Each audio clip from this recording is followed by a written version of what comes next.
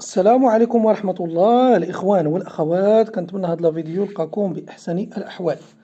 اشتباكات بين مشجعين عرب مغاربة أتراك، كل واحد شنو كيقول في العنوان، مع مشجعين إسرائيليين في مدينة أو العاصمة الهولندية أمستردام بعد مباراة أياكس أمستردام ومكابي تل أبيب. هادو هما العناوين اللي منتشرة على مواقع التواصل الاجتماعي وكل واحد شنو كيقول.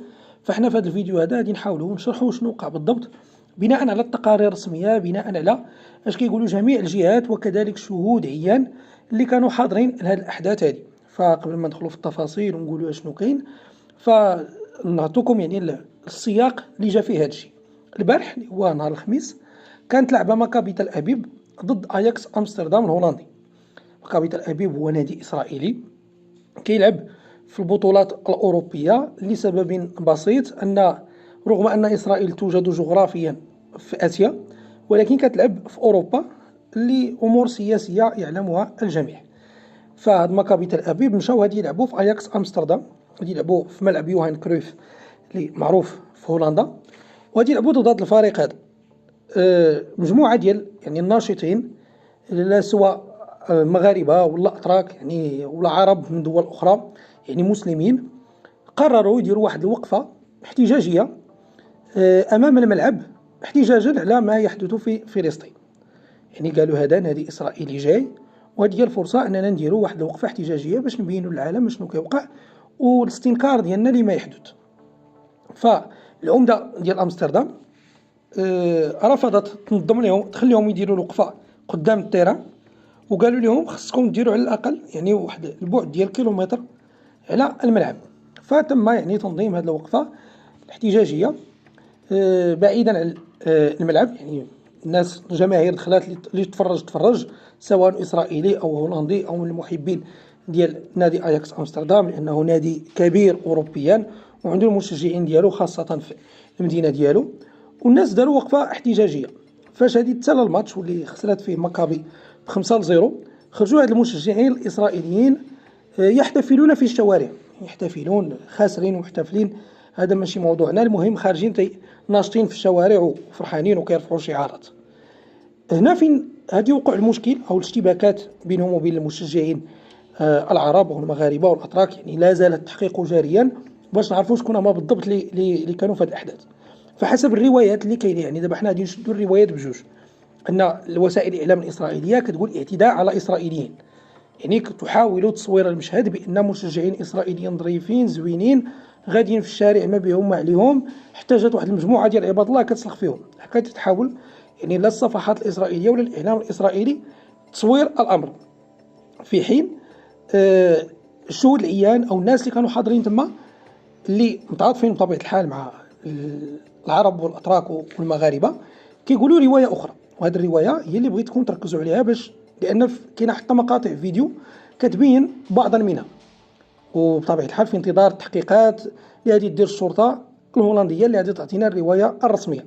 فكيقولوا بان هاد المشجعين الاسرائيليين كانوا غاديين في الشارع كيرفعوا شعارات كيغنيوا اناشيد، يعني ينتقدون فيها فلسطين، في حين هذوك المشجعين يعني المسلمين يرفعون شعارات منددة بما يحدث في فلسطين، وكذلك يتضامنون مع الشعب الفلسطيني. يعني كلمة مني كلمة منك، كل واحد يقول الشعار ديالو.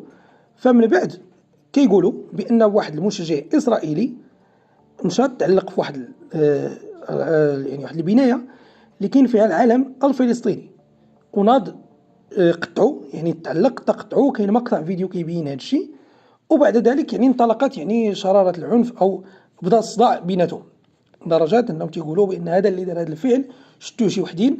كاين اللي كيقول مغاربة، كاين اللي كيقول أتراك. أنا قريت في مواقع تركية أنهم أتراك، بداو كيدفعوا هذاك حتى طاح في واحد النهر وبداو تيقولوا ليه قول فري فلسطين باش نطلقوك.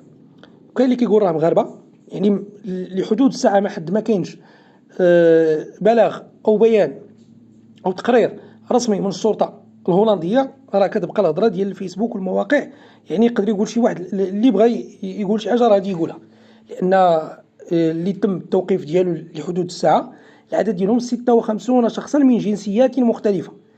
واش كلهم ضربوا، واش كلهم داروا هذوك الافعال، واش كلهم داروا هادشي تبينوا التحقيقات والتسجيلات ديال الكاميرا. وامستردام راه عامره كاميرات، يعني الشوارع راه غادي تبين كلشي. فمن بعد يعني بداو تيضاربوا، ها اللي كلا العصا، ها اللي هرب، ها الناس كتجري، ها اللي كان هز معاه العصا، ها اللي هز معاه يعني شي حاجه باش كيضرب. جاو البوليس لتما، حاولوا يفرقوا داكشي، كل واحد فين مشى.